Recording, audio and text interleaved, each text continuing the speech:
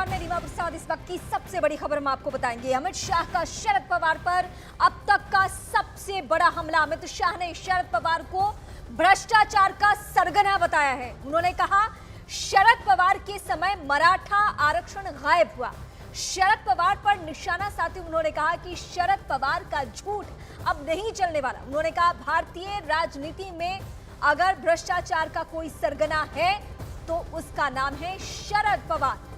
पवार के समय मराठा आरक्षण गायब हुआ। मराठा आरक्षण महाराष्ट्र की राजनीति के लिए वो तुरुप का इक्का है जिसको लेकर पार्टियां आगे बढ़ती रही है और जिस पर इसका दोषारोपण हो जाए, जिस पर इसका दोष मढ़ दिया जाए, उसके लिए आने वाले चुनाव में मुश्किलें आ सकती है। और इस बात को बखूबी देश के गृह मंत्री और बीजेपी के चाणक्य समझते हैं। शांति फैलाकर चुनाव जीतना चाहते, भ्रष्टाचार की बातें कर रहे हैं।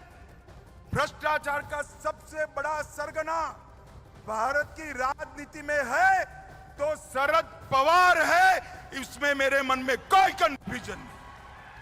आप क्या आरोप कर रहे हो हम पर? इस देश में कोई भी सरकार में भ्रष्टाचार को संस्थागत करने का काम, इंस्टीट्यूशनलाइज करने का काम अगर किसी ने किया तो शरद पवार आपने किया है। मैं डंके की चोट पर कहकर तो अभी अमित शाह को आप सुन रहे थे, फिर उन्होंने यही बातें दोहराई है। और अभी तक का सबसे बड़ा हमला हम इसलिए कह रहे हैं क्योंकि भारतीय राजनीति में भ्रष्टाचार का सरगना अगर कोई है तो वो शरद पवार है। इस लहजे में अमित शाह ने पलटवार किया है, सवाल उठाए और साथ ही साथ एक और महाराष्ट्र की राजनीति के हिसाब से बहुत महत्वपूर्ण पॉइंट है, वो है मराठा आरक्षण, उसका भी जिक्र किया। अमिताभ सिन्हा इस वक्त हमारे साथ, हमारे वरिष्ठ सहयोगी जुड़ चुके हैं। अमिताभ जी, ये अभी तक का सबसे बड़ा हमला है, वो भी शरद पवार पर भ्रष्टाचार का सरगना बताया है अमित शाह ने। देखिए, दो तीन चीजें साफ है। पार्टी में जहां पार्टी को करारी हार मिली है वहां पर अमित शाह या जेपी नड्डा जा रहे हैं, तो सबसे पहली बात। दूसरी बात, पार्टी के एक्सटेंडेड कार्यकर्ता सम्मेलन कोर कमेटी की बैठक हो रही है और यही समझने वाली बात है कि जो कार्यकर्ता चुनाव में के नतीजों के बाद हतोत्साहित है, उनको एक दशा और दिशा दी जा रही है कि इस लाइन लेंथ पर आपको आगे आने वाले दिनों में बल्लेबाजी करनी है जब चुनाव सर पे होंगे।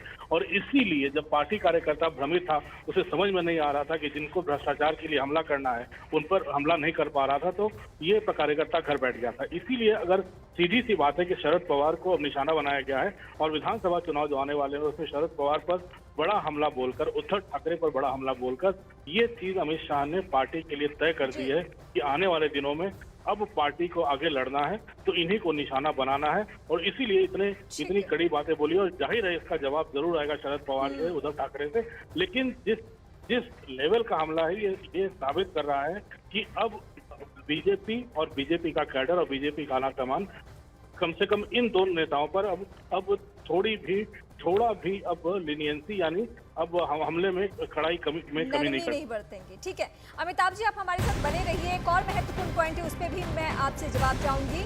अमित शाह ने उद्धव ठाकरे पर निशाना साधा है। उन्होंने कहा कि उद्धव ठाकरे औरंगजेब फैन क्लब में शामिल है। उन्होंने कहा कि औरंगजेब फैन क्लब कसाब को बिरयानी खिलाता है। उद्धव ठाकरे को शर्म आनी चाहिए। उन्होंने दावा किया है कि औरंगजेब फैन क्लब सुरक्षा नहीं दे सकता है। ये एक और बड़ा हमला। मैं सीधे अपने वरिष्ठ सहयोगी अमिताभ सिन्हा का रुख करूंगी, उससे पहले बड़ी बातें मैं बता रही हूं। औरंगजेब फैन क्लब कौन है? जरा जोर से बोलो। औरंगजेब फैन क्लब कौन है? ठीक है, अघाड़ी वाले। और उसका नेता कौन है? श्रीमान उद्धव ठाकरे औरंगजेब फैन क्लब के नेता बने। अपने आप को बाला साहब का वारिस कहने वाले उद्धव जी कसाब को बिरयानी खिलाने वाले लोगों के साथ बैठे हैं। उद्धव जी याकूब को छोड़ने की गुहार लगाने वाले के साथ आप बैठे हो।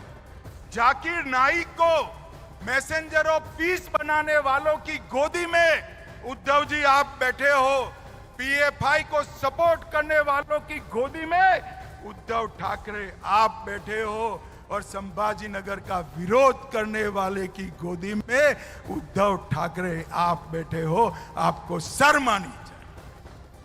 सीधे मैं अमिताभ सिन्हा का रुख करूंगी। अमिताभ जी, पहले शरद पवार और उसके बाद उद्धव ठाकरे, ये दोनों वो प्रमुख चेहरा हैं जिससे बीजेपी की विधानसभा चुनाव में लड़ाई होने जा रही है। यानी हम ये मान के चले कि कार्यकर्ताओं को एक मैसेज दे दिया गया कि बीते दिनों जो चर्चा हो रही थी कि उद्धव ठाकरे आ सकते हैं साथ में, एक तो ऐसा नहीं होने जा रहा है और शरद पवार की चाणक्य नीति भी नहीं चलने वाली है।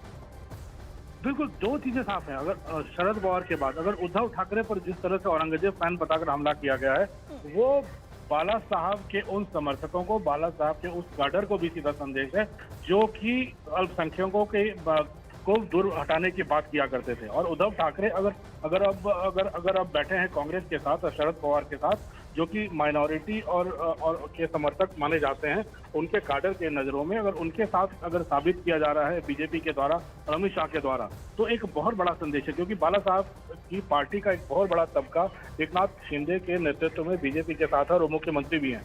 यानी कि पूरा का पूरा कैडर उनका, पूरा का पूरा समर्थक उनका। अगर बीजेपी इनको औरंगजेब के फैन क्लब के रूप में प्रोजेक्ट करती है तो वो जरूर खिसक कर इस तरफ आएगा, ऐसी उम्मीद बीजेपी को है।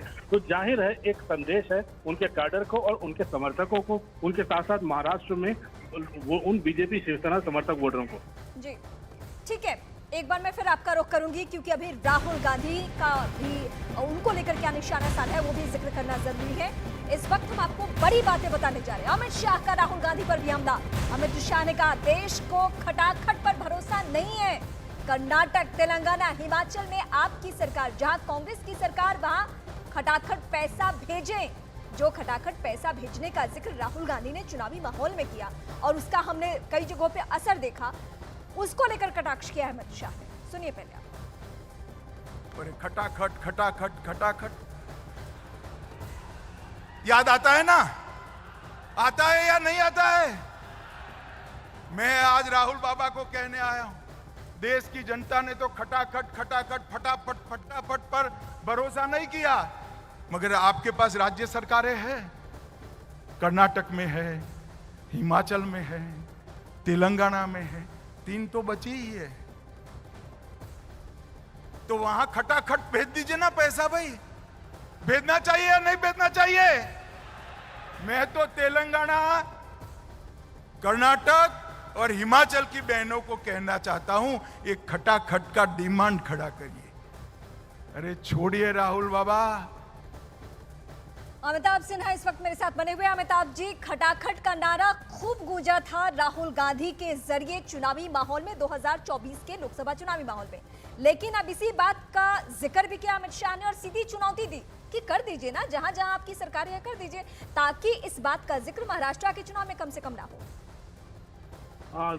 इसी में एक अमित शाह का कहने का मकसद दो ही कहा जा सकता है। एक तो जो 3 सरकारें उनकी 3 राज्यों में बनी है, कर्नाटक, तेलंगाना, हिमाचल, वहां जो भी वायदे किए थे वो पूरा नहीं कर पा रहे हैं। क्योंकि ऐसे वायदे थे, लोक लुभावन वायदे थे, जिनसे जनता ने वोट तो दे दिया, लेकिन उनको पूरा करना वित्तीय दृष्टि से संभव नहीं था किसी भी सरकार के लिए। यही बात प्रधानमंत्री मोदी भी कह रहे थे और पूरी की पूरी बीजेपी। और इसीलिए ये बात आज साफ कर दी है अमित शाह ने वहां के कैडर को कि अगर जहां बाबा साहब अम्बेडकर की विरासत है, उनका मान कांग्रेस करती आई है, इसलिए वो वोट बैंक इनकी तरफ है। और दूसरा, जो महिलाएं जिनके लिए उन 3 राज्यों में वायदे किए गए थे उनको पूरा नहीं किया गया है। तो जाहिर है एक पूरा का पूरा जो संदेश है इस पूरे के पूरे भाषण में अपने कैडर के लिए है, वोटरों के लिए है और जाहिर तौर पर उन समर्थकों के लिए है जो अभी जो महाजोट को वहां वोट देते आए हैं। तो अब मुझे लगता है कि एजेंडा सेट हो गया है पार्टी के एजेंडा का। ठीक है, फिलहाल शुक्रिया तमाम जानकारी के लिए। तो महाराष्ट्र विधानसभा चुनाव को लेकर बीजेपी ने अपनी पूरी तैयारियां कर ली है। 3 जो सामने चेहरे, उद्धव ठाकरे, शरद पवार और राहुल गांधी, उनको लेकर एक एक बयान, और वो भी बहुत महत्वपूर्ण।